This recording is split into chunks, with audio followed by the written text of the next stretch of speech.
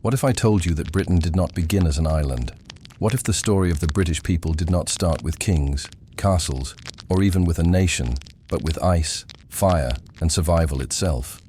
Here is a bold truth that changes everything. The story of Britain is not the story of a country. It is the story of humanity written on a land that was never meant to stand alone. To understand who the British are, we must go back to a time before England, before Scotland, before Wales, before even the word Britain existed. We must go back before history. Hundreds of thousands of years ago, the world looked nothing like it does today. There was no English Channel. There was no North Sea. The land we now call Britain was not an island at all. It was the northwestern edge of a vast continent. A huge lowland plain connected this land directly to what is now France, Belgium, the Netherlands, and Germany. Modern scientists call this lost land Doggerland, but for the people who lived there, it was simply their world. Rivers flowed across it, forests covered it, and enormous herds of animals migrated across it. What we call Britain today was once the very heart of this living continent. The first humans arrived in this land more than 800,000 years ago. They were not British, and they were not even modern humans. They were early human relatives who lived by hunting animals, gathering plants, and shaping simple stone tools. They followed the animals they hunted. They followed the rivers that gave them water, and without knowing it, they walked freely into the land that would one day become Britain. They left behind stone tools and even footprints, silent proof that humans were here unimaginably long before any nation or culture existed. But this land was never gentle. Again and again, the world fell into deep ice ages. Massive walls of ice pushed down from the north, covering the land under enormous glaciers. When the ice came, humans and animals fled south. When the ice melted, they returned. This cycle repeated many times over hundreds of thousands of years. Britain was not permanently settled. It was abandoned and reclaimed again and again, as if nature itself was testing whether humans truly deserved to stay. In the warmer periods, this land became a place of both beauty and danger. Forests spread across the plains, great rivers cut through the landscape, and the animals were gigantic and terrifying. Woolly mammoths, woolly rhinoceroses, giant deer with antlers wider than a modern car, cave lions, hyenas, and bears all lived here. Among these creatures lived small groups of humans, armed with spears, fire, and cooperation. They hunted together, protected one another, and buried their dead. They were not mindless or simple. They were intelligent, social, and already deeply human. Around 40,000 years ago, people like us, modern humans, arrived. They brought better tools, art, music, and complex traditions, but they did not arrive in an empty land.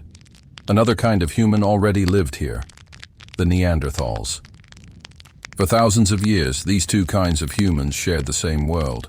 They may have competed, they may have fought, and they certainly met and mixed, because even today, people carry traces of Neanderthal DNA inside them. Eventually, the Neanderthals vanished, and only modern humans remained, but their story never completely disappeared from us. Then came one of the most important moments in the entire history of this land. As the last ice age ended, the ice melted and the sea level began to rise. Slowly, year by year, the great lowland plains of Doggerland were flooded. In a catastrophic event, possibly caused by a massive underwater landslide, huge waves swept across the region. And when the waters finally settled, the land was changed forever. Britain was no longer connected to Europe. It had become an island. Not because of war, not because of kings, but because of water. The people who remained on this new island were now cut off from the rest of the continent. They became the first true island inhabitants. They lived as hunter-gatherers, moving through forests, along rivers, and beside the coasts. They fished, they hunted, and they followed the seasons. They had no writing and no cities, but they had stories, memories, and ancestors. They were the deepest roots of everyone who would ever live on this land. Around 6,000 years ago, another great change came. New people arrived bringing seeds, animals, and farming. For the first time, people began to settle permanently, to clear forests, to build villages, and to claim land as their own. With farming came population growth, but also borders, ownership, and conflict. The land was no longer just a place to live, it became something to control. These new societies began to build monuments that still stand today. Stone circles, burial mounds, and sacred places appeared across the landscape. The greatest and most mysterious of all is Stonehenge. We still do not fully understand why it was built or exactly what it was for, but we know what it represents. The people of this land had begun to think in terms of generations and centuries, not just survival. By this point, there was still no England, no Scotland, no Wales, and no Britain. There were only tribes, cultures, and ancient beliefs living on a newly formed island at the edge of the world. But the stage was ready. The land was in place. The people were in place. And soon, new arrivals would come who would change everything forever. Before Britain was a nation, before it was a kingdom, before it was even fully understood as an island, it was already a human story. And that story had only just begun. Thousands of years passed after Britain became an island, and the people who lived on it slowly changed, not just in how they lived, but in how they thought, how they fought, and how they understood the world. Then, sometime around the first millennium before Christ, a new cultural force began to dominate these islands. These people did not arrive as a single invading army, and they did not come in one single year. They arrived in waves over centuries, blending with the people who were already there. History would come to know them as the Celts. And here is a bold truth that shapes everything that follows. The Celts did not just live in Britain, they gave the island its first true cultural identity. The word Celt does not describe a single empire or a single nation. It describes a family of related cultures and languages that once stretched across much of Europe, from Spain and Gaul to the Alps and deep into Central Europe. Over time, branches of these peoples reached the far western edges of the continent, including the British Isles. When they arrived, Britain was already populated by farming communities and monument builders, but the Celtic influence slowly transformed the island in ways that would echo for thousands of years. The Celts did not build huge stone cities like later civilizations would. Instead, they lived in tribal societies, organized around family groups, warrior elites, and powerful chieftains. Their settlements were often protected by hill forts, massive earthwork, and wooden fortifications built on high ground. Even today, the remains of these hill forts can be seen across England, Scotland, and Wales, silent witnesses to an age of tribal power and constant readiness for war. Celtic society was deeply shaped by warfare. To be a warrior was a path to honor, status, and influence. Young men were raised to fight, and battles between tribes were common. But war was not just about territory. It was also about reputation, pride, and survival. Chiefs gained followers by proving themselves in battle, and tribes gained power by defeating their neighbors. In this world, strength and courage were not just admired, they were necessary. Yet the Celts were not only warriors. They were also skilled farmers, metalworkers, artists, and traders. They mastered the use of iron, which gave them stronger weapons and tools than many of their predecessors. Their metalwork, especially in gold and bronze, was intricate and beautiful, filled with swirling patterns and symbolic designs. This was not a simple or crude culture. It was a rich and complex one, with its own traditions, laws, and worldview. At the heart of Celtic spiritual life were the Druids. The Druids were not just priests. They were also judges, teachers, historians, and advisors to kings. They preserved laws and traditions through memory rather than writing, and they were believed to hold great knowledge about the natural world, the gods, and the unseen forces that governed life. Sacred groves, rivers, and hills were places of worship, and the natural world itself was seen as alive with spiritual meaning. The Celts believed that the world of the living and the world of the spirits were closely connected. Death was not an end, but a passage. This belief made them fearless in battle, at least in the eyes of later Roman writers, who were both fascinated and disturbed by the way Celtic warriors seemed to charge into combat without fear of dying. Britain during the Celtic Age was not a single country. It was a patchwork of tribes, each with its own leaders, territories, and rivalries. In what is now England and Wales lived tribes such as the Iceni, the Trinovantes, and the Catuvelauni. In the north, in what is now Scotland, lived other Celtic groups that the Romans would later call Caledonians. Ireland, too, was part of this wider Celtic world, though it would follow its own path. These tribes traded with one another and also with the wider European world. Goods, ideas, and even people crossed the seas. Britain was not isolated. It was already part of a larger network of cultures and commerce. But this contact also meant that Britain was becoming known to powerful civilizations far to the south, civilizations that were far more organized, far more populous, and far more ambitious. One of these civilizations was Rome. At first, Rome was just a distant name, a rumor carried by traders and travelers. But Rome was expanding, conquering, and absorbing much of Europe into its growing empire. As Roman power moved north into Gaul, modern-day France, Britain began to appear not as the edge of the world, but as a new frontier. Still, for the Celts of Britain, life continued much as it always had. They fought, they farmed, they worshipped their gods, and they lived under the authority of their chiefs and kings. They did not know that they were standing at the end of one age and at the beginning of another. They did not know that soon, an empire unlike anything they had ever seen would arrive on their shores. Before Britain would be shaped by roads, cities, and Roman law, it was shaped by tribes, warriors, and druids. The Celts did not create a united Britain, but they gave the island its first shared cultural character, its first recognizable identity.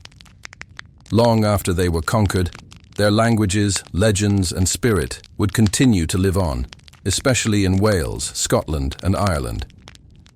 And so, as this Celtic world stood divided, proud and unprepared, the greatest power of the ancient world was already turning its eyes toward the misty island beyond the sea. The next chapter in the story of Britain would not be written by tribes, but by an empire. And when Rome came, nothing would ever be the same again. For centuries, the world beyond Britain had been changing, growing more organized, more powerful, and more dangerous. To the south, a single city had risen to dominate the entire Mediterranean world. Its legions marched across continents, its laws reshaped civilizations, and its ambition knew almost no limits. That city was Rome. And here is a truth that would change Britain forever. When Rome finally turned its attention to this distant island, the age of tribes began to die, and the age of empire began to be born. The first time the Romans appeared in Britain was not as conquerors, but as explorers and warning signs of what was to come. In 55 and 54 BC, Julius Caesar led 2 expeditions across the sea from Gaul into Britain. These were not full invasions, but they sent a clear message. Rome now knew Britain existed, and Rome never forgot lands it had seen. Caesar fought several battles, demanded tribute from local tribes, and then returned to Gaul, leaving Britain independent, but no longer invisible. Nearly a century later, Rome came back, and this time, it came to stay. In the year AD 43, under the Emperor Claudius, a full-scale invasion force landed in southern Britain. 4 Roman legions, supported by thousands of auxiliary troops, crossed the sea and began the systematic conquest of the island. The Celtic tribes fought back fiercely, but they were divided, and division was their greatest weakness. One by one, their territories fell. Some tribes chose resistance, others chose cooperation. Local kings who submitted to Rome were allowed to keep their thrones, at least for a time, as client rulers. One of these was Prasutagus, king of the Iceni in eastern Britain. But when he died, Roman officials tried to seize his lands and humiliate his family.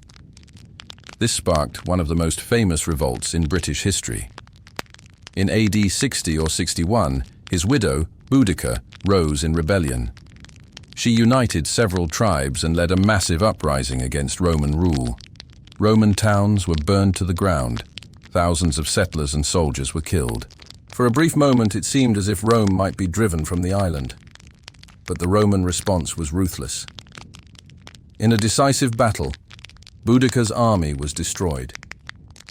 She died soon after, and with her death, the last great hope of stopping Roman conquest in southern Britain vanished. After this, Roman control expanded steadily. Roads were built to move troops quickly.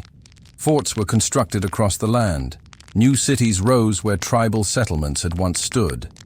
Londinium, which would one day become London, began its life as a Roman trading and administrative center. Bath, known to the Romans as Aquae Sulis, became famous for its baths and temples. Britain was being reshaped in the image of Rome, yet the conquest was never complete. In the north, in what is now Scotland, fierce tribes continued to resist.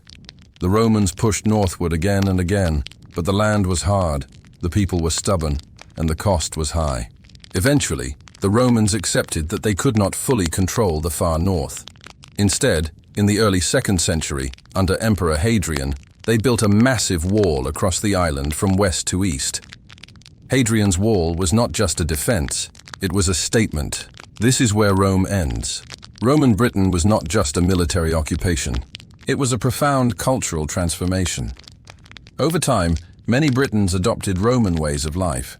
They learned Latin. They wore Roman clothes. They lived in Roman-style houses. They used Roman coins. Roman law and administration brought a new kind of order to the island. For the first time, Britain was part of a global system that stretched from the deserts of the Middle East to the forests of Germany. Trade flourished. Goods flowed in and out of the island. Wine, olive oil, pottery, and luxury items arrived from across the empire. In return, Britain exported metals, grain, and wool. The island was no longer a distant, mysterious place. It was a working part of one of the greatest empires in history. But Roman rule was never equally accepted everywhere. Beneath the surface of Roman towns and villas, old traditions and old identities survived. In the countryside, many people continued to speak their native languages and worship their ancient gods, even as Roman temples and statues rose beside older sacred places. Britain under Rome was a land of mixture, not complete replacement. For nearly 400 years, Rome ruled much of Britain. An entire civilization grew up under its shadow. People were born, lived, and died as Roman Britons, never knowing any other world. But empires, no matter how powerful, do not last forever. In the 4th and early 5th centuries, Rome began to weaken. Civil wars, economic problems, and increasing pressure from barbarian invasions stretched the empire to its limits. The legions in Britain were slowly withdrawn to defend more critical regions.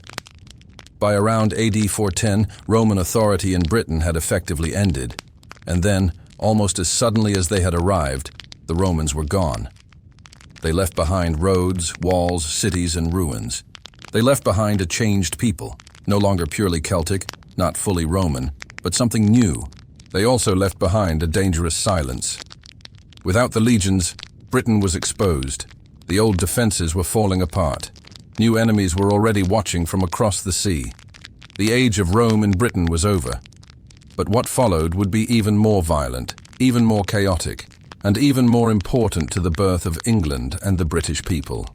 Because in the empty space left by Rome, new invaders were already preparing to come. And they would not come to rule Britain. They would come to become it.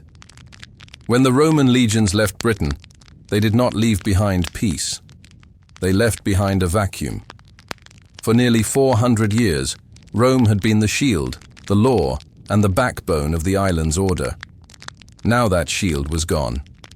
And here is the truth that few realize. The fall of Roman Britain was not a single event, but the slow collapse of a world, and out of that collapse, a new people would be born. At the beginning of the 5th century, Britain was still full of Roman towns, roads, villas, and walls. But without the empire to pay soldiers and maintain defenses, everything began to decay. Local Romano-British leaders tried to keep some form of order, but they had neither the resources nor the unity to replace Rome. The old Celtic tribes had been changed by centuries of Roman rule, and the Roman system itself could not survive without Roman power. From the north came raiders the Romans had once held back. From the west, came attacks from across the sea, and from the east came the most dangerous threat of all. Germanic warriors from the coasts of what are now Germany, Denmark, and the Netherlands began to cross the North Sea in increasing numbers. They were known to history as the Angles, Saxons, and Jutes. At first, some of these newcomers were invited. Desperate British leaders hired them as mercenaries to defend the coasts and fight other raiders. But this solution quickly turned into a disaster. The mercenaries wanted land, they wanted wealth, and they wanted to stay. When payments failed or promises were broken, they turned their weapons against the very people who had invited them. What followed was not a single great war, but generations of brutal conflict. Towns were abandoned. Roman buildings fell into ruin. Trade networks collapsed. The old Roman way of life slowly disappeared from much of the island. The newcomers did not want to become Roman or British. They wanted to create their own world. The Anglo-Saxons, as these invaders are collectively called, did not arrive as one united people. They came in many groups, at many times, over many decades. They fought each other as often as they fought the native Britons. But little by little, they took control of the richest and most fertile parts of the land, especially in the east and south. The native Britons did not vanish. Some fled westward into what is now Wales and Cornwall. Others went north into what is now Scotland. Some crossed the sea to what would become Brittany in France, and some stayed, living under the rule of the newcomers. But politically and culturally, their world was shrinking. Out of the chaos of this age, new kingdoms began to form. Kent, Wessex, Mercia, Northumbria, East Anglia, and others rose from the settlements of the Anglo-Saxons. These were not yet England. They were rival states, constantly at war, constantly shifting in power and borders. The culture of these new kingdoms was very different from Roman Britain. Latin faded away and was replaced by Germanic languages that would eventually evolve into English. Pagan gods were worshipped. Warrior kings ruled through loyalty and force. Society was built around halls, not cities, and around personal bonds, not Roman law. Yet this was not simply a dark age of destruction. It was also an age of creation. New identities were forming. New traditions were being built. And slowly, very slowly, the foundations of a new nation were being laid. In the late 6th and 7th centuries, another great change came. Christianity returned to the island, not as the religion of Rome, but as a new mission to convert the Anglo-Saxon kings and their peoples. Monks came from both Ireland and Rome. Churches and monasteries were built. Writing and learning began to return. The old pagan gods were slowly replaced by the Christian God. With Christianity came stronger connections to the wider European world. Kings began to think not just as warlords, but as rulers of organized states. Laws were written down. Kingdoms became more stable. And among these kingdoms, one would eventually rise above the others. But that future was still far away. For now, Britain was no longer Roman, and it was not yet English. It was a fractured land of many peoples, many wars, and many ambitions. The old world had died, but the new one was still being born. And just as these Anglo-Saxon kingdoms were beginning to find their strength, a new terror would appear on the horizon. Warriors from the north would come in longships. They would strike without warning, and they would plunge the island into another age of fire and blood. Their name was the Vikings. By the late 8th century, Britain's fragile Anglo-Saxon kingdoms faced a new and terrifying threat. From the cold, stormy waters of Scandinavia came raiders, sailors, and warriors whose longships could appear anywhere along the coasts, strike without warning, and disappear just as quickly. These were the Vikings, and their arrival would reshape the island forever. Here is the truth. Britain was no longer just a land of tribes or fledgling kingdoms. It was now a prize in a world of powerful invaders and relentless ambition. The first recorded Viking attack occurred in 793 at the monastery of Lindisfarne on the northeast coast of England. Monks were slaughtered, treasures stolen, and the world of the Anglo-Saxon kingdoms was shaken to its core. The Vikings were not mere raiders. They were skilled seafarers, explorers, and fighters, and their attacks were only the beginning of centuries of conflict, settlement, and cultural transformation. At first, the Viking attacks were sporadic, targeting monasteries, villages, and coastal towns. But over time, their ambitions grew. They began to establish permanent bases, called winter camps, along rivers and estuaries, which allowed them to strike deeper into the interior of England. By the 9th century, entire regions were under Viking control, particularly in the north and east, a territory historians later called the Danelaw. This was not just a conquest, it was a cultural takeover. Norse language, law, and customs spread alongside the Scandinavian settlers, blending with the Anglo-Saxon way of life in complicated ways.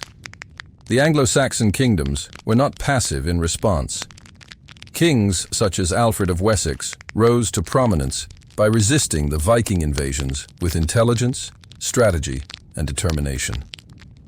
Alfred, later called Alfred the Great, reorganized the army, built a network of fortified towns called burhs, and even developed a navy to challenge the Norsemen at sea.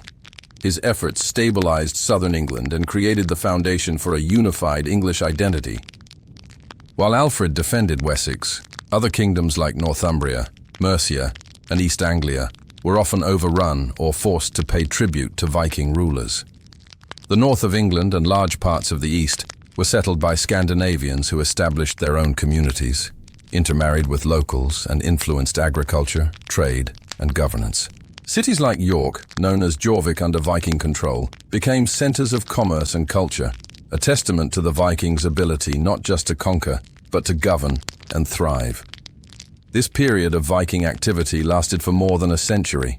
Britain became a mosaic of competing powers: Anglo-Saxon kings in the south, Norse rulers in the north, and independent Celtic communities in Wales, Cornwall, and Scotland resisting both. The constant warfare, shifting alliances, and cultural exchange created a dynamic, violent, and complex society. Over time, the Anglo-Saxons began to reclaim their lands. By the late 10th century, kings like Ethelred the Unready, and later Edward the Elder and Ethelstan, worked to consolidate territories, enforce laws, and unify the kingdoms under a single crown. Through both conquest and diplomacy, the English kings gradually absorbed Viking-controlled lands, setting the stage for the first true kingdom of England. During this era, Britain also began to develop a sense of shared identity. Laws, language, and religion helped unify disparate peoples. Christianity, reinforced by monasteries and scholars, provided moral and cultural cohesion. At the same time, the Viking influence remained deeply embedded in the north and east, leaving traces in place names, customs, and even the bloodlines of the population. By the 11th century, England had emerged as a stronger, more unified kingdom than it had ever been. The Viking Age had been brutal, violent, and transformative. It had tested the resilience of the Anglo-Saxon kingdoms and forced them to adapt, innovate, and consolidate. But even as England found unity, a new and unprecedented challenge was approaching. From across the sea, from the Norman continent, the stage was set for one of the most famous invasions in European history, an event that would alter the destiny of England and Britain forever. The year was 1066, and the world was about to witness the Norman conquest. The year 1066 stands as one of the most pivotal in British history. England, after centuries of Anglo-Saxon consolidation and Viking struggles, faced a new and formidable challenge: invasion by a foreign power unlike any before.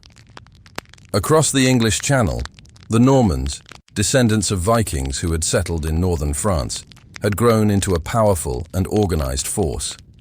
Their duke, William of Normandy, claimed the English throne, setting the stage for a conflict that would reshape the very identity of Britain.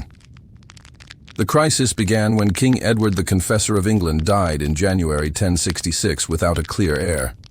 Edward had ruled for decades and maintained stability, but his lack of a direct successor left a vacuum of power. Three major claimants emerged, each asserting their right to the throne: Harold Godwinson, a powerful Anglo-Saxon noble who was crowned king immediately. William, Duke of Normandy, who claimed Edward had promised him the throne years earlier, and Harald Hardrada of Norway, who also asserted his claim through a distant familial connection. England was forced into a brutal and defining year of warfare. In September 1066, Harald Hardrada invaded northern England, supported by the rebellious Tostig Godwinson, Harold's own brother. The Vikings met the Anglo-Saxon army at the Battle of Stamford Bridge. Against all odds, Harold Godwinson's forces achieved a decisive victory. Hardrada and Tostig were killed, and England appeared secure for a moment. But this victory came at a heavy cost. Harold's army was exhausted, weary from the long march north, and unprepared for what was coming next. Within weeks, William of Normandy landed in the south with a well-trained, disciplined army, backed by cavalry and archers, and fully prepared to claim the throne. Harold marched his army rapidly south to meet the threat, covering over 200 miles in just a few days. The two forces collided on October 14, 1066, at the Battle of Hastings. The battle was brutal and decisive. The Anglo-Saxon shield wall held for hours, but the Normans used superior tactics, including feigned retreats and relentless archery, to break the lines. King Harold was killed, according to tradition, struck in the eye by an arrow, and the Anglo-Saxon resistance collapsed. William emerged victorious, and by Christmas of 1066, he was crowned King of England in Westminster Abbey. The Norman conquest was more than a change of rulers. It transformed England politically, culturally, and socially. Norman nobles replaced the Anglo-Saxon elite, introducing new systems of governance, law, and feudal hierarchy. Castles were built across the land to enforce control and intimidate the population. The English language itself began to change, absorbing thousands of Norman French words, particularly in law, art, and administration. Over generations, the fusion of Anglo-Saxon and Norman culture created the foundation of modern English identity. The conquest also had profound effects on land ownership. Anglo-Saxon lords were dispossessed, and lands were redistributed to William's followers. This centralization of power under a Norman monarchy strengthened the concept of a unified England, though at the cost of local autonomy. Meanwhile, the Domesday Book, completed in 1086, recorded every piece of land, every household, and every resource in the kingdom, reflecting the unprecedented administrative reach of the new rulers. Beyond England, the conquest altered Britain's place in the wider world. With Norman ties to France, England became deeply involved in continental politics, dynastic marriages, and European wars.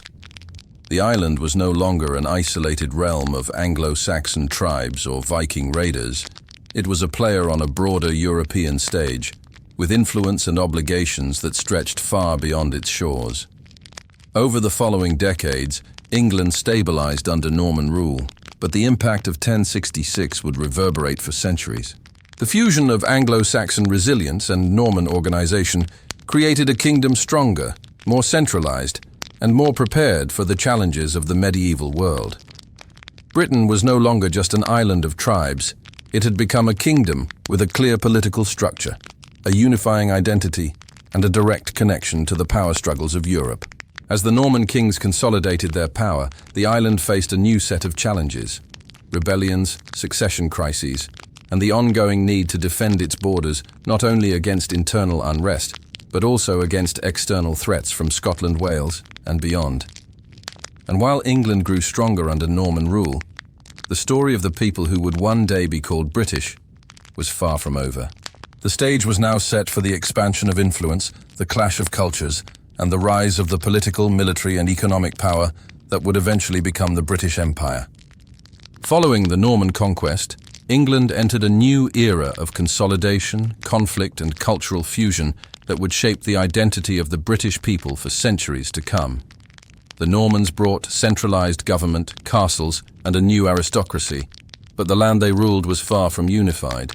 Rebellion simmered in many regions, particularly in the north of England, where Anglo-Saxon nobles resisted Norman authority. William the Conqueror responded ruthlessly, devastating large areas in what became known as the Harrying of the North. Villages were burned, crops destroyed, and thousands perished, leaving a lasting imprint on the landscape and collective memory of the people. While William established his authority, he also implemented systems that would form the foundation of English governance. The feudal system created a hierarchy of loyalty and obligation that tied land, military service, and allegiance directly to the crown. Local lords administered justice, collected taxes, and maintained order, but ultimate authority rested with the king. The Domesday Book, a comprehensive survey of England completed in 1086, codified land ownership, resources, and population, giving the monarchy unprecedented control and insight into the kingdom. The influence of the Normans extended beyond governance. Architecture transformed the landscape, with Romanesque stone castles and cathedrals replacing wooden forts and simpler churches. Cities began to grow around these centers of power. Trade expanded, markets developed, and towns became hubs of both economic activity and cultural exchange. This period saw the gradual fusion of Anglo-Saxon and Norman traditions, creating a unique social and cultural identity that would become distinctly English, the first step toward what would eventually be recognized as British identity. At the same time, England's position in the wider world was changing. The Norman rulers maintained close ties to continental Europe, particularly France. English kings were now also feudal lords of territories across the Channel, which would lead to centuries of conflict with French kings. The seeds of the 100 Years' War and later conflicts over sovereignty and territorial control were already being planted. England was no longer an isolated island. It was a player in the politics, warfare, and diplomacy of Europe. During the 12th century, internal conflicts continued to test the strength of the monarchy.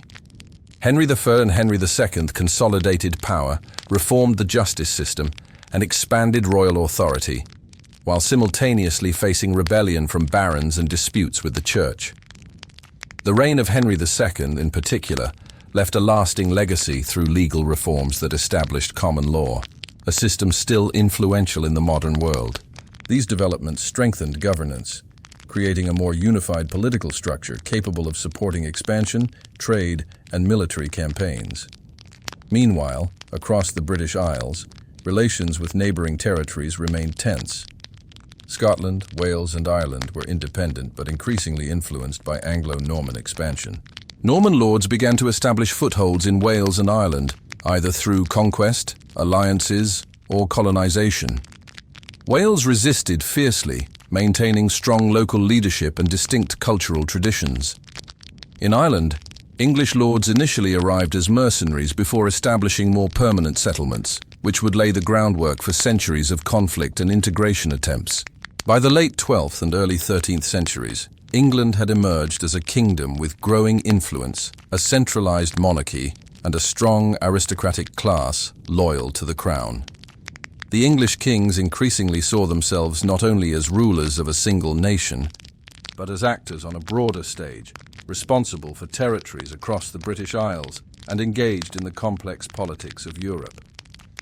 The population was recovering from earlier conflicts, trade was expanding, towns were growing, and cultural exchange flourished, setting the stage for further territorial expansion and overseas ambitions in the centuries to come. The legacy of the Norman period was profound. Centralized authority, legal reform, architectural innovation, and the emergence of a unified identity that blended Anglo-Saxon and Norman elements. This created the foundation of England as a strong, organized kingdom capable of defending its borders, projecting power beyond the island, and eventually pursuing imperial ambitions. Yet while England consolidated, the British Isles remained a patchwork of distinct peoples and territories, from the rugged highlands of Scotland to the rebellious princes of Wales and the increasingly contested lands of Ireland.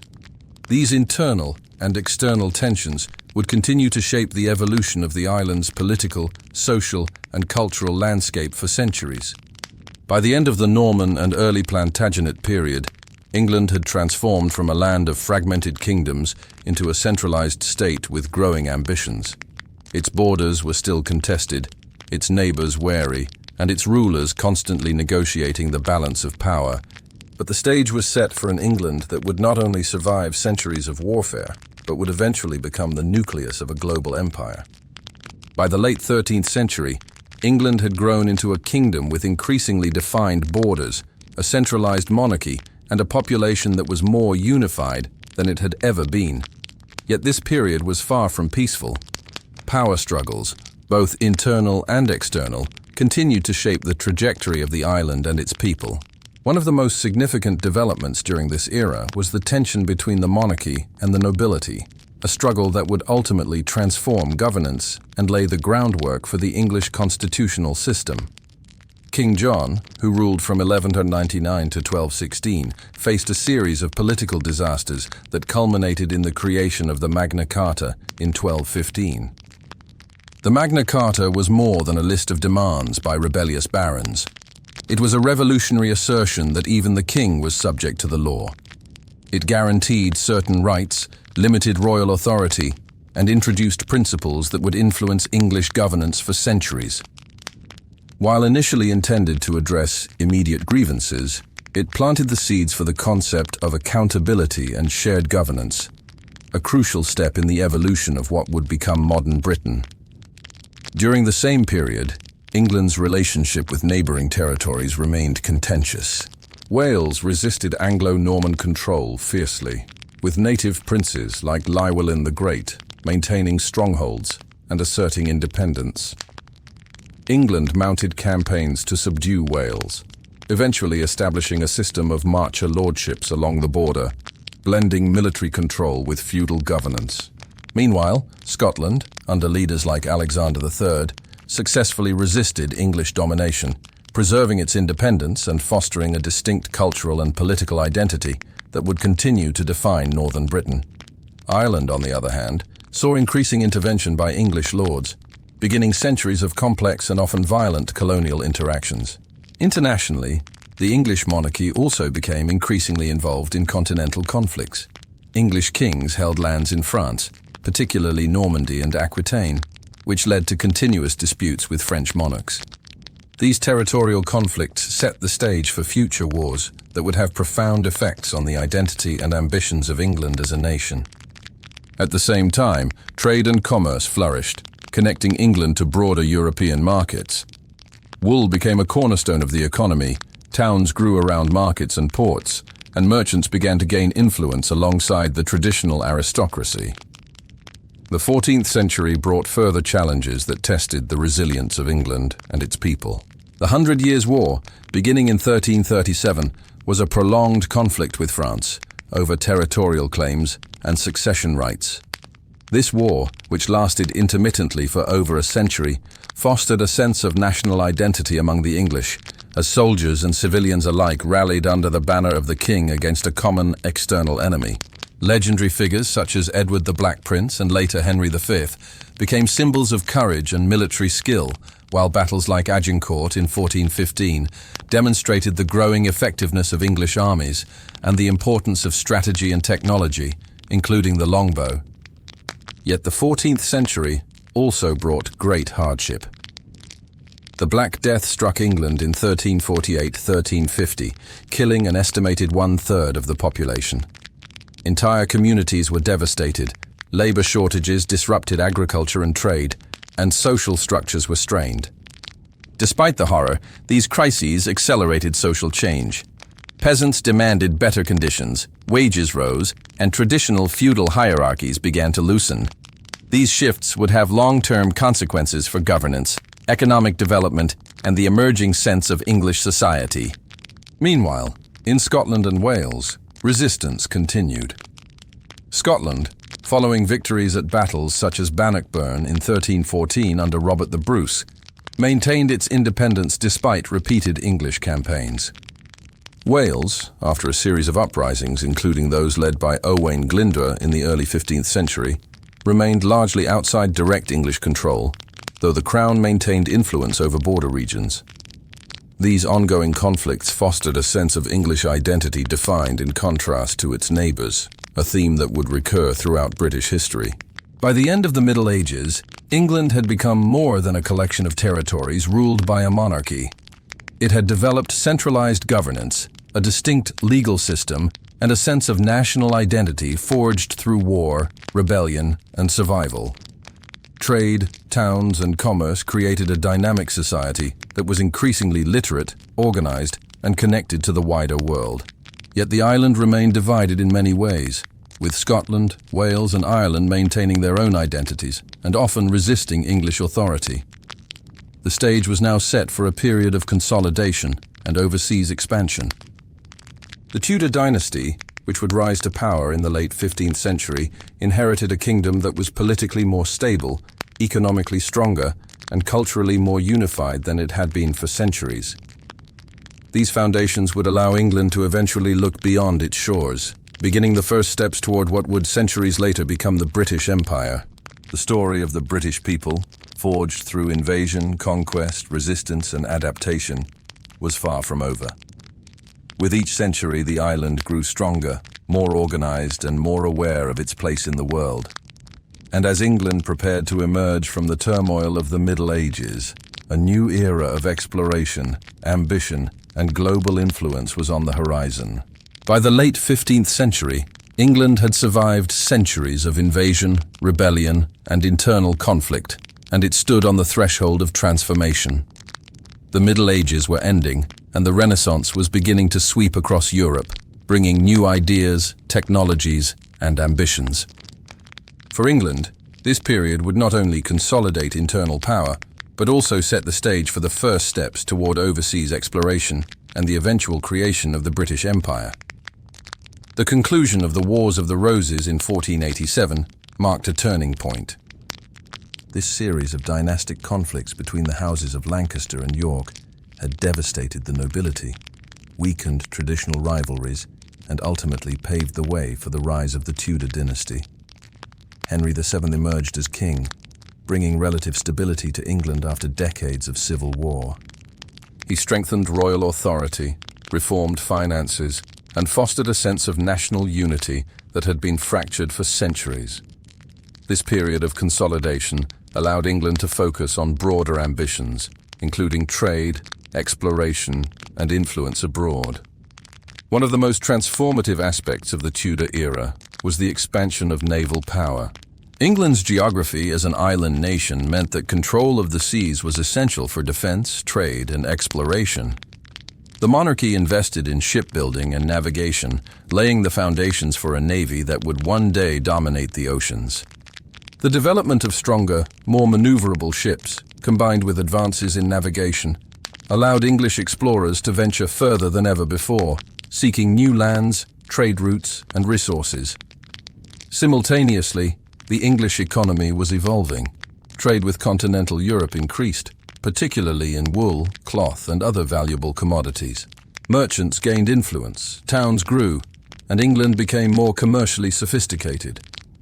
The rise of a wealthy and ambitious merchant class supported overseas exploration and created networks that would prove critical for future colonial ventures.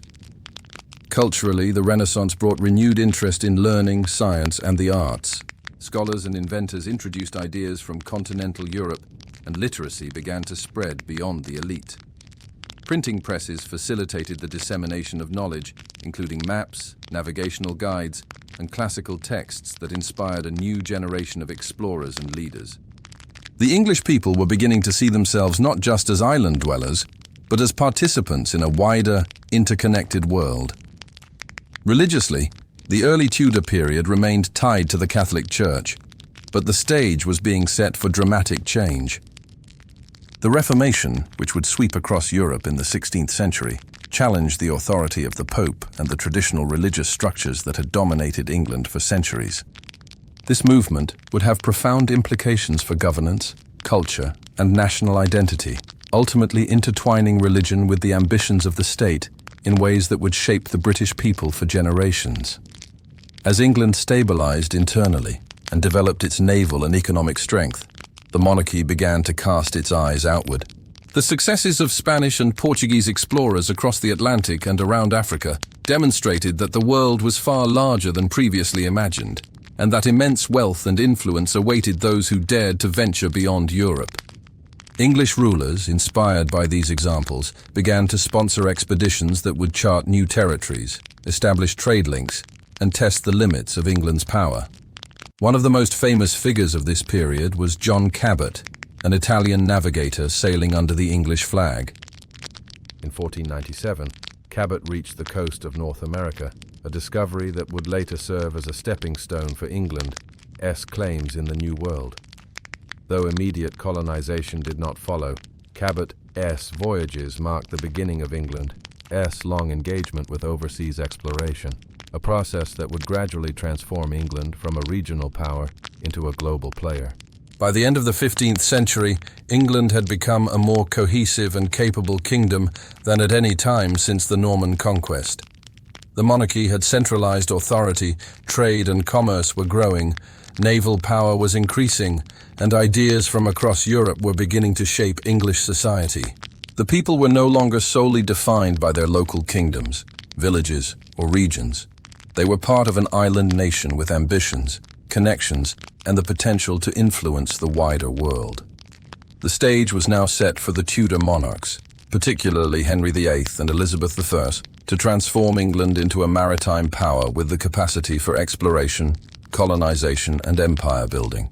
The next centuries would witness not only the expansion of English influence across the seas, but also the formation of a distinct British identity, forged through conquest, trade, culture, and a growing awareness of its place in the world. The British people, emerging from centuries of invasions, internal strife, and cultural fusion, were preparing to step onto a global stage. The island that had once been a peripheral outpost of the Roman Empire, and later a battleground of Viking and Norman ambitions, was on the brink of becoming a center of power, exploration, and influence that would change the course of history. The 16th century marked the true emergence of England as a maritime and global power, setting the foundations for what would later become the British Empire. Under the Tudor dynasty, the island nation consolidated its internal authority, while simultaneously looking outward to the seas, inspired by the successes of Spain and Portugal in the Americas and Africa. The ambition of the monarchy, the ingenuity of explorers, and the resilience of the people all converged to create a society poised for expansion and transformation. Henry VIII, ruling from 1509 to 1547, not only strengthened royal authority, but also dramatically altered England's religious landscape. His break with the Roman Catholic Church in the 1530s, driven by personal and political motives, established the Church of England and placed the monarchy at the center of spiritual as well as temporal power. This reformation gave the English crown unprecedented control over both religion and governance, a power that would later be instrumental in supporting exploration, colonization, and the establishment of overseas settlements. Elizabeth I, ascending the throne in 1558, inherited a kingdom that was increasingly unified, economically stronger, and more confident. Her reign, often celebrated as a golden age, saw England assert itself on the global stage through both diplomacy and military prowess. Most notably, the defeat of the Spanish Armada in 1588 demonstrated the growing strength and skill of the English Navy. This victory was not only a triumph of arms, but also a signal to the world that England was ready to compete with the great powers of Europe, particularly Spain, for control of trade and territory. Exploration and trade expanded rapidly during this period. Figures such as Sir Francis Drake, Sir Walter Raleigh, and Humphrey Gilbert ventured to the Americas, the Caribbean, and beyond, claiming lands in the name of England and establishing the first footholds for future colonization. Privateers like Drake not only explored but also disrupted Spanish dominance, bringing wealth, experience, and ambition back to England. These maritime ventures created a culture of exploration and adventure that would define English society and identity for generations. Meanwhile, England's involvement in Europe remained complicated. The Tudor monarchs skillfully navigated alliances, marriages, and conflicts to maintain national security and expand influence. Despite internal religious conflicts between Catholics and Protestants, the monarchy strengthened national unity and cultivated a sense of pride and identity that extended beyond regional loyalties. English language, law, and cultural traditions became increasingly standardized, further solidifying the sense of a united kingdom. Trade networks also flourished, The East India Company, founded in 1600, was a critical innovation in England's engagement with Asia. It established monopolies over trade in spices, textiles, and other valuable goods, demonstrating the potential of private enterprise to serve national ambitions. These trading ventures laid the groundwork for the economic strategies that would support England's later imperial expansion, blending commerce, politics, and military power in ways that were uniquely English. Colonial ambitions began to take shape more concretely. Early attempts to establish settlements in North America, such as the Roanoke colony in the 1580s, faced setbacks and failures, but they were significant in establishing England's long-term interest in the New World. Unlike Spain and Portugal, which had largely focused on conquest and extraction, English colonial efforts were often motivated by trade, settlement, and strategic advantage. These early experiments in colonization taught valuable lessons that would inform the successes of the 17th century. The cultural and intellectual life of England also flourished. The Renaissance, with its emphasis on learning, literature, science, and navigation, provided the skills and knowledge necessary for exploration and empire building. Figures like William Shakespeare, Christopher Marlowe, and Francis Bacon reflected the creative energy of the period, while advances in cartography, shipbuilding, and navigation directly supported England's overseas ambitions. By the end of Elizabeth's reign in 1603, England had established itself as a formidable power in Europe, a nation capable of defending its interests, projecting influence abroad, and envisioning global engagement. The island had grown stronger politically, economically, and culturally, setting the stage for the next phase of British history. The next century would see England transition from a maritime kingdom to a colonial power, establishing permanent settlements in the Americas, strengthening its naval supremacy, and laying the foundations for a global empire. The experiences, ambitions, and resilience of the English people during the Tudor era were crucial in preparing the nation for the extraordinary expansion that lay ahead. The story of Britain was no longer confined to the island. It was beginning to extend across the oceans. The 17th century was a period of dramatic change, conflict, and expansion for England, a century that would define the future trajectory of the British people and their emerging global ambitions. Following the Tudor era, the Stuart dynasty ascended to the throne in 1603 with James I, uniting the crowns of England and Scotland. This personal union brought the two kingdoms under one monarch, but did not immediately unify them politically. Nevertheless, it set the stage for greater cohesion across the British Isles and for England's growing influence beyond its shores. Domestically, England experienced political, religious, and social upheaval.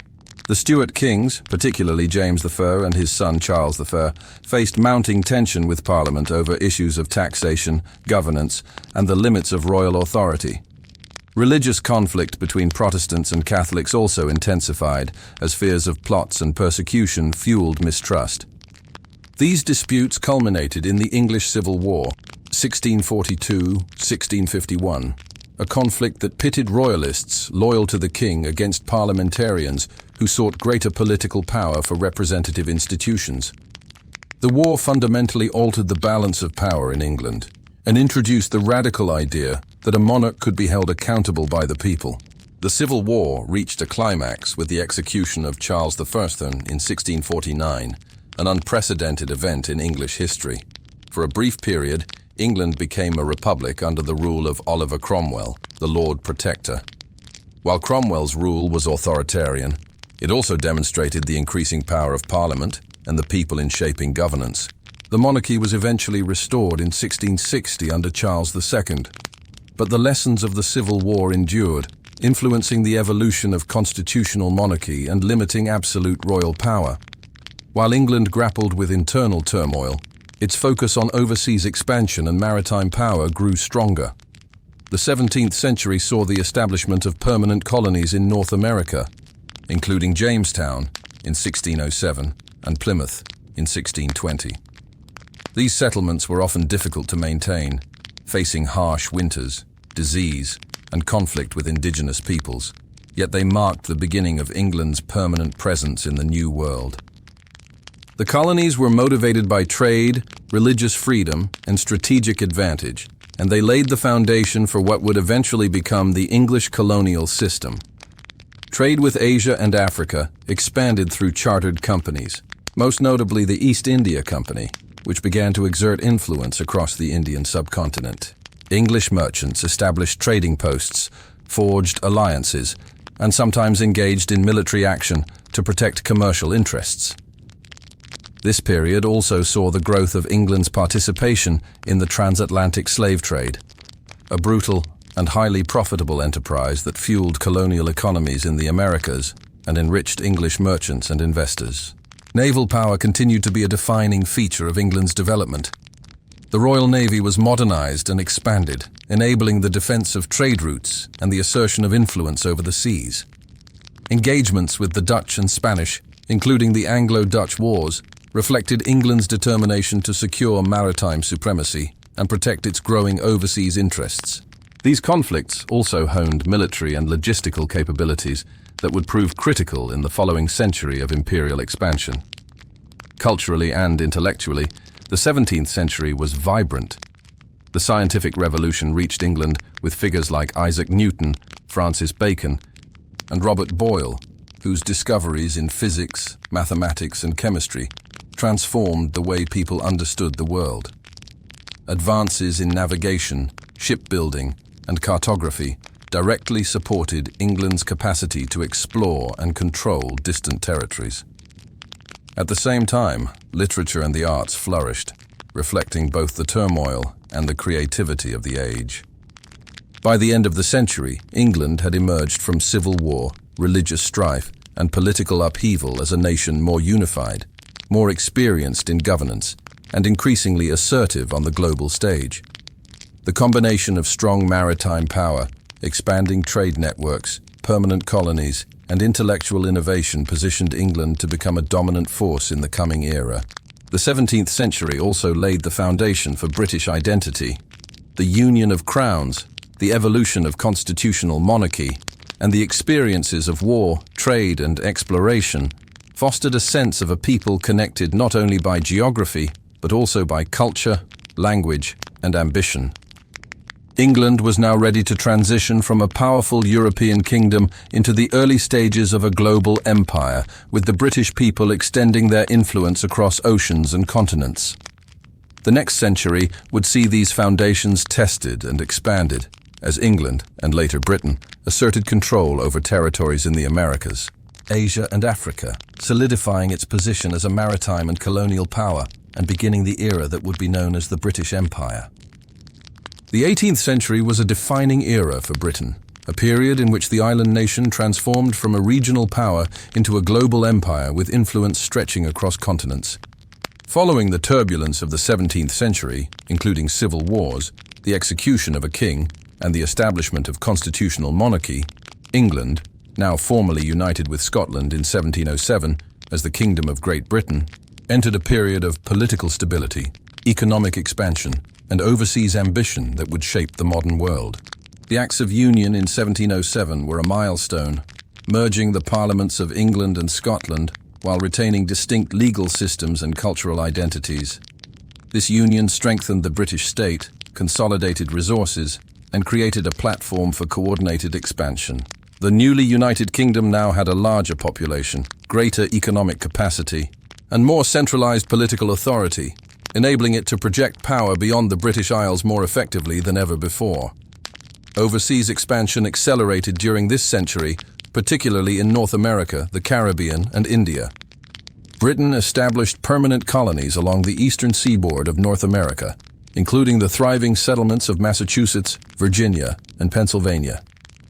Trade, agriculture, and resource extraction flourished, and the colonies increasingly became a source of wealth and strategic advantage. At the same time, Britain competed fiercely with France and Spain, engaging in multiple wars for territorial and commercial supremacy, including the War of Spanish Succession, 1701 to 1714, and later conflicts that culminated in the 7 Years' War, 1756-1763. The 7 Years' War was particularly significant, often described as the First World War due to its theaters spanning Europe, North America, the Caribbean, Africa, and India. Britain emerged as the dominant colonial and naval power, seizing control of Canada from France, acquiring Florida from Spain, and expanding its influence in India through the East India Company. These victories marked a turning point, demonstrating Britain's ability to wage war on multiple continents while securing global trade and political advantage. Naval supremacy became the cornerstone of Britain's power. The Royal Navy, expanded and professionalized, controlled sea lanes, protected trade, and projected military force worldwide. This dominance enabled Britain to outcompete rivals, secure overseas territories, and lay the foundation for what would later become the British Empire. Trade networks flourished, connecting Britain with Asia, Africa, and the Americas. Goods such as sugar, tobacco, cotton, and spices flowed into the island, fueling economic growth and creating immense wealth for merchants, investors, and the Crown. The British economy during the 18th century was also transformed by early industrial developments.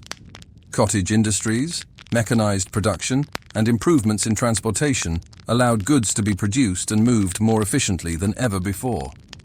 Urban centers expanded, and a growing middle class emerged, increasingly influential in both commerce and politics. These economic advances, combined with the wealth of empire, positioned Britain as one of the most prosperous and powerful nations in the world. However, Britain's expansion was not without conflict. Relations with its American colonies became increasingly strained over issues of taxation, representation, and governance. The imposition of taxes on goods like tea and paper, combined with restrictions on trade and colonial self-rule, sowed resentment and ultimately led to the American Revolution in 1775. Despite efforts to maintain control, Britain was forced to recognize the independence of the United States in 1783, marking the first significant loss of territory in its growing overseas holdings. Meanwhile, Britain continued to strengthen its position elsewhere. In India, the East India Company extended control through a combination of diplomacy, trade, and military action, gradually bringing vast territories under English influence. The Caribbean islands and parts of Africa were developed as critical hubs of trade and commerce, often reliant on the labor of enslaved Africans. The transatlantic slave trade, while morally devastating, generated enormous profits that fueled the British economy and supported further expansion and industrial development. Culturally and intellectually, the 18th century was vibrant. The Enlightenment encouraged advances in science, philosophy, and political thought, influencing governance, education, and economic policy. Thinkers such as Adam Smith promoted ideas of free trade and market economics that guided Britain's commercial strategy, while advances in navigation, shipbuilding, and cartography directly supported overseas expansion. Literature, art, and scientific discovery flourished, creating a society increasingly confident in its identity and its role in the world. By the end of the 18th century, Britain had established itself as a global power with unmatched naval supremacy, extensive colonies in North America, the Caribbean, Africa, and India, and a rapidly growing economy. The island had transformed from a regional kingdom into the center of a worldwide network of trade, influence, and governance. The British people, forged through centuries of conquest, internal struggle, and cultural fusion, were now a nation capable of shaping events far beyond their shores. The 18th century set the stage for the 19th century, when Britain would fully realize its imperial ambitions. With lessons learned from both triumphs and setbacks, Britain was prepared to expand further, consolidate its colonies, and navigate the complex geopolitical challenges that would define the era of the British Empire at its height. The 19th century marked the apex of British power, a period when the island nation, now firmly established as Great Britain, transformed into the preeminent global empire. This era, often referred to as Britain's imperial century, was characterized by unprecedented territorial expansion, industrial advancement, and cultural influence that reached every corner of the world. By this time, Britain had learned from centuries of conquest, trade, and diplomacy, positioning itself as the dominant maritime, economic, and political power of the age. Industrialization fueled Britain's rise. The Industrial Revolution, beginning in the late 18th century and accelerating into the 19th, transformed the economy, society, and the very landscape of the nation. Factories, steam engines, railways, and mechanized production enabled Britain to produce goods on a scale previously unimaginable. Urban centers expanded rapidly as people migrated from rural areas to work in industry, and a growing middle class emerged with wealth, influence, and the ability to support the nation's overseas ambitions. The wealth generated at home was mirrored by the resources and trade networks Britain controlled abroad, creating a feedback loop that strengthened the empire. Britain's global reach expanded dramatically during this century. India, often called the jewel in the crown, was firmly under British control, following the dissolution of the East India Company in 1858, after the Sepoy Rebellion of 1857. Direct governance by the British Crown brought vast territories under administration, integrating diverse cultures, languages, and economies into the empire. In Africa, Britain participated in the so-called Scramble for Africa, consolidating control over strategic regions in the south and east, including South Africa, Kenya, and parts of modern-day Nigeria. The opening of the Suez Canal in 1869 further increased the strategic importance of Egypt and strengthened Britain's access to trade with India and Asia. Naval supremacy remained the cornerstone of British power. The Royal Navy, unmatched in both size and technological capability, protected trade routes, enforced British interests, and deterred rival empires. Control of the seas allowed Britain to secure colonies, transport troops and goods, and maintain influence in regions far beyond Europe. Britain's dominance in maritime technology, combined with industrial capacity, created an unparalleled ability to project power globally. The empire's reach extended to the Pacific, with Australia, New Zealand, and numerous island territories becoming British colonies. Australia was initially established as a penal colony in 1788. But by the 19th century it had grown into a thriving network of settlements and agricultural enterprises. New Zealand was gradually brought under British control through treaties and military campaigns, integrating indigenous Maori populations into the colonial system while establishing British governance, law, and trade. The Caribbean remained a significant part of the empire, though the abolition of slavery in 1834 transformed economic practices. Sugar plantations shifted labor systems, and while the human cost of colonial exploitation remained profound, Britain's moral and political stance increasingly emphasized reform and abolitionist principles. This balance between economic ambition and emerging ethical awareness was a recurring tension throughout the empire. In North America, Britain's influence was more indirect following the loss of the 13 American colonies. Yet Canada emerged as a loyal dominion within the empire. By 1867, Canada achieved confederation and self-governance, maintaining strong political, cultural, and economic ties to Britain. Similar arrangements developed in Australia, New Zealand, and later South Africa, creating dominions that were part of the imperial system while exercising increasing autonomy. Culturally, the 19th century saw the consolidation of a British identity rooted in language, law, governance, and global awareness. Literature, science, and philosophy flourished, with figures such as Charles Darwin, Charles Dickens, and John Stuart Mill, shaping thought both at home and abroad. Education, journalism, and the arts reflected Britain's confidence and its sense of purpose as a global power. At the same time, cultural exchange with colonies and trading partners introduced new ideas, foods, languages, and traditions, enriching British society while reinforcing its centrality in global affairs. Internationally, Britain managed complex relations with rival powers, including France, Russia, and Germany. Diplomacy, trade, and strategic alliances were essential tools alongside military and naval strength. Conflicts such as the Crimean War, 1853-1856, demonstrated Britain's capacity to project power in Europe while protecting imperial interests in Asia and the Middle East.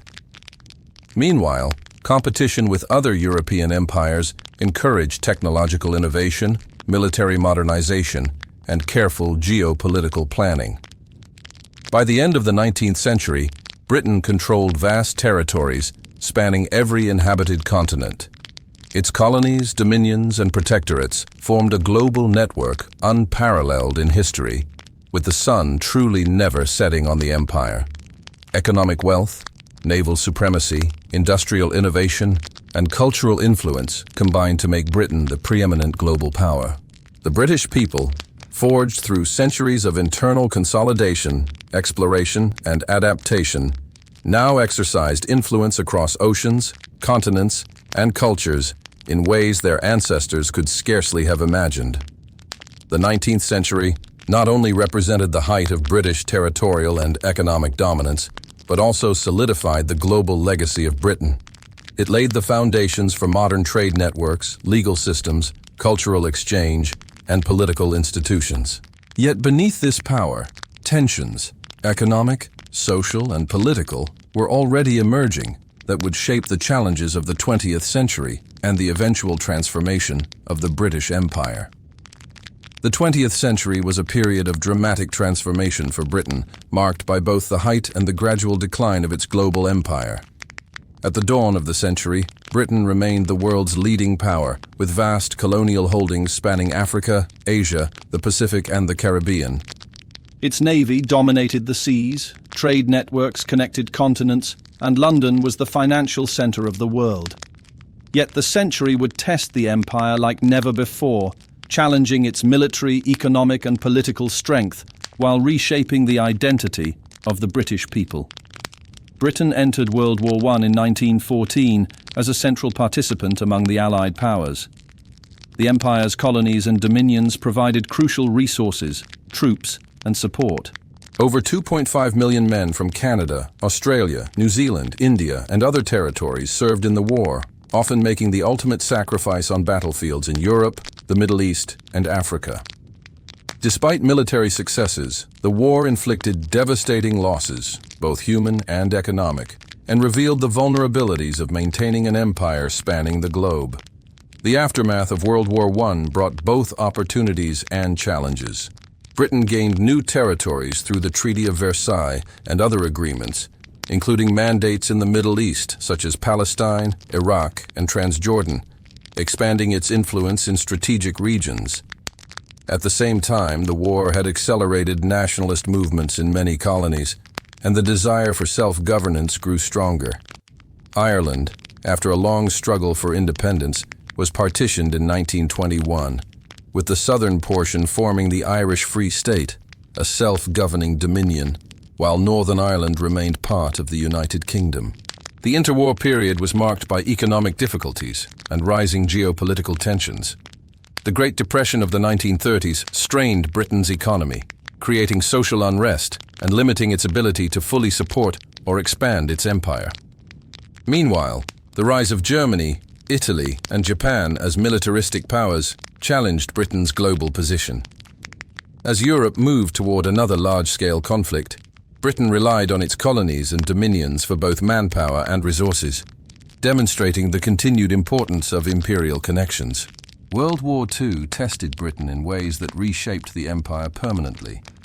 The nation faced existential threats from Nazi Germany, yet its survival and eventual victory were achieved in large part through the contributions of colonial troops, resources, and industrial support.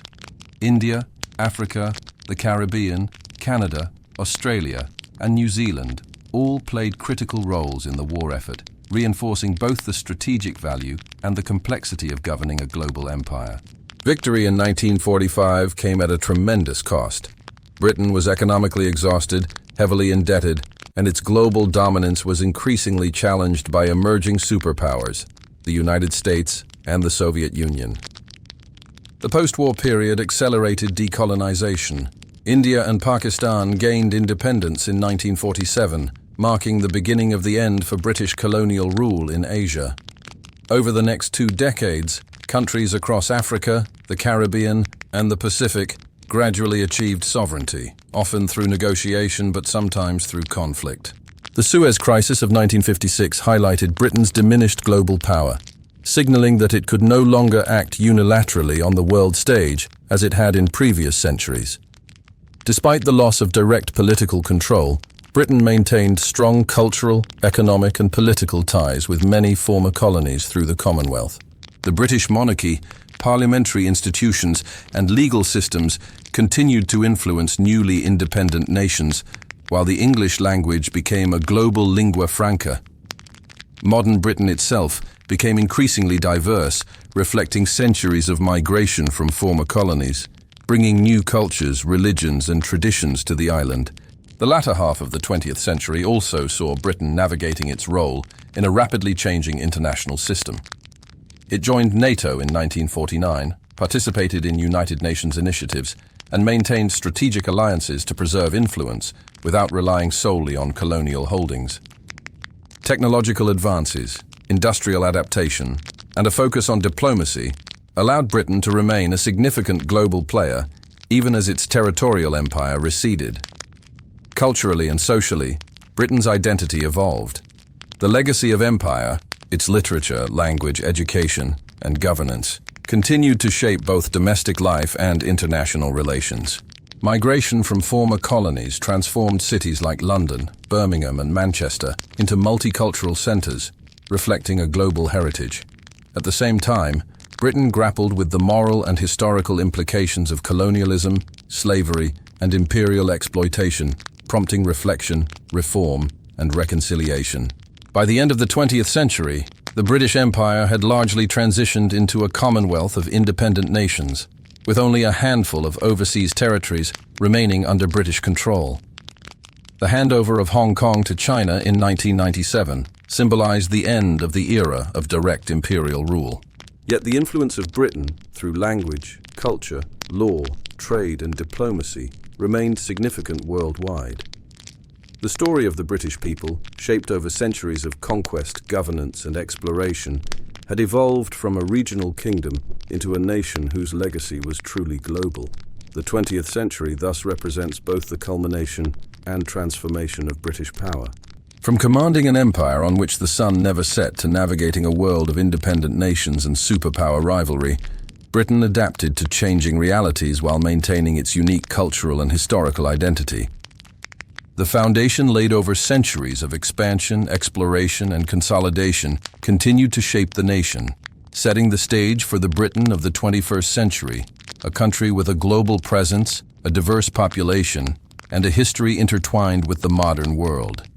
The 21st century presents Britain in a new light, far removed from the vast empire that once spanned the globe, yet profoundly shaped by its centuries-long history of exploration, conquest, trade, and governance.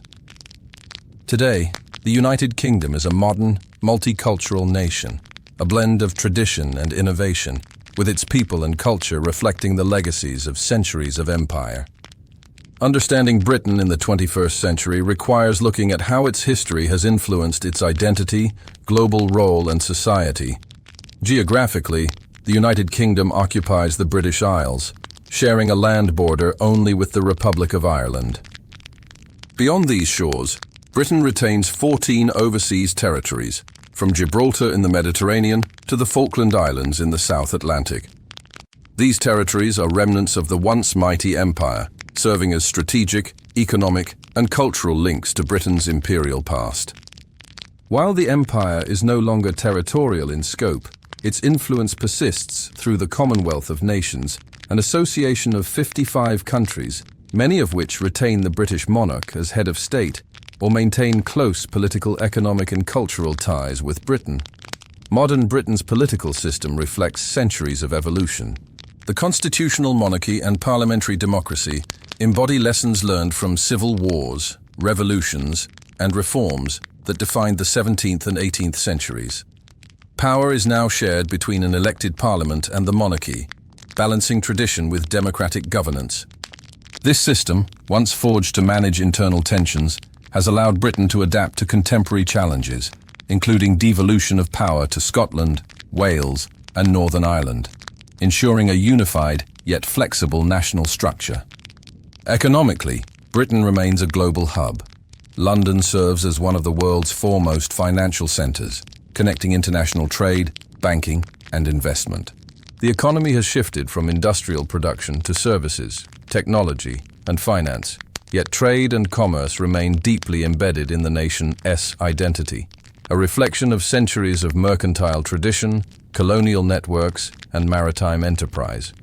Globalization and digital innovation continue to expand Britain's influence, echoing the strategic priorities that shaped the empire in centuries past.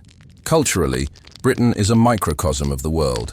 Waves of migration from former colonies in Asia, Africa, and the Caribbean have transformed cities, bringing new languages, cuisines, religions, and artistic traditions. The result is a society that celebrates diversity while maintaining a strong sense of historical and cultural continuity. British literature, music, media, and education remain influential globally, demonstrating the soft power that complements its historical reach. Britain also continues to engage on the global stage through diplomacy, defense, and international institutions.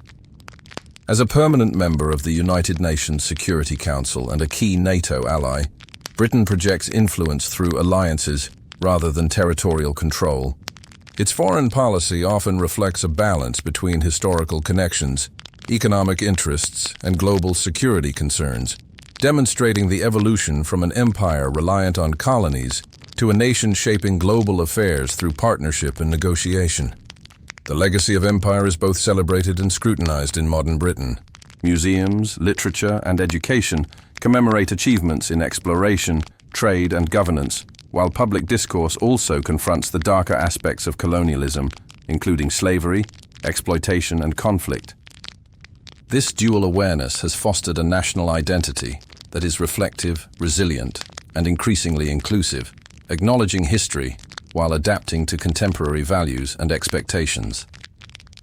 Britain's identity is deeply rooted in the continuity of its people and institutions. From prehistoric settlements to Celtic and Anglo-Saxon societies, from Norman conquests to Tudor consolidation, from maritime exploration to industrialization, and from empire to commonwealth, the British people have continuously adapted, merged, and evolved. The nation's strength lies in this capacity to absorb diverse influences while maintaining a cohesive cultural and political identity, a trait that has enabled it to endure centuries of transformation. The British monarchy, while largely ceremonial today, remains a potent symbol of continuity. The crown links modern Britain to its historical past, serving as a living reminder of the nation's journey from scattered kingdoms to a global empire. Ceremonial events, state functions, and public engagement with the monarchy reflect both respect for tradition and adaptation to contemporary society, bridging the historical with the modern. Education, language, and law continue to be enduring legacies of Britain's history. English is the world's most widely spoken second language. British common law influences legal systems globally, and institutions like the University of Oxford and University of Cambridge maintain traditions of scholarship that date back centuries. These enduring legacies are a testament to the far-reaching impact of Britain's historical development on modern society and global culture. As Britain moves further into the 21st century, it faces new challenges and opportunities, navigating global politics, adapting to technological change, addressing climate and environmental concerns, and managing the dynamics of a multicultural society. Yet the foundations laid over millennia, through conquest, trade, governance, and culture, provide resilience and adaptability. Modern Britain may no longer command an empire, but its people, institutions, and cultural influence continue to resonate worldwide. Ultimately, the story of the British people is a story of transformation, endurance, and global engagement. From early human settlements on the islands to the unification of kingdoms, from maritime exploration to the heights of empire, and from industrial innovation to modern multicultural society, Britain's history reflects the evolution of a people who have continuously shaped and been shaped by the world around them. The British of today carry forward a legacy that is global in scope, rich in heritage, and deeply influential in shaping the modern world. And there you have it, the extraordinary journey of the British people, From the earliest human settlements on these islands to a nation that shaped the world through exploration, trade, war, and culture. From tiny beginnings to a global empire, and now into a modern, multicultural society, Britain's story is a testament to resilience, innovation, and the power of human ambition. The legacy of the British Empire lives on in language, law, governance, and culture, not just in Britain but across the globe. It is a history filled with triumphs, trials, and transformations, lessons that continue to resonate today. If you found this journey through time as fascinating as we did, make sure to like this video, subscribe to the channel for more deep dives into history, and share it with friends who love uncovering the untold stories of humanity. Let us know in the comments, which part of Britain's history surprised you the most? Thank you for watching, and remember, history isn't just about the past. It is the story that shapes who we are today.